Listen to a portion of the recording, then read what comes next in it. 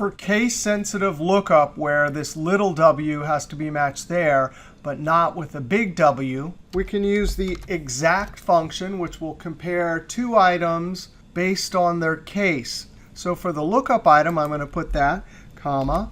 And in text 2, we'll do a function argument array operation by entering two values. Now, just looking at this, close parentheses and enter, this will deliver an array of trues and falses. Notice true for the first one, but if I select a capital one, then the true is in the second position. F2.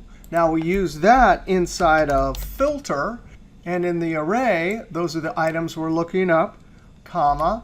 In the include, that's an array of trues and falses that has the same dimension as that range there.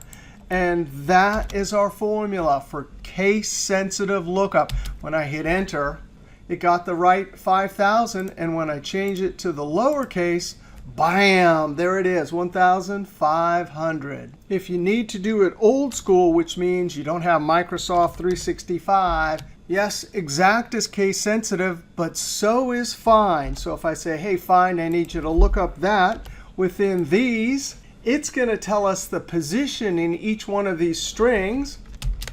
And of course, the second one, that is an exact match. So it says, hey, I found it in the first position.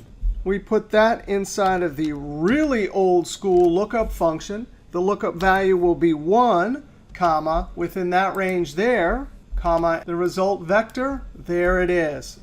Close parentheses, and when I hit enter, that's an old school method.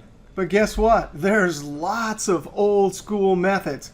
But I am happy that I have Microsoft 365 because exact and filter seems like the easiest way to go. All right, we'll see you next video.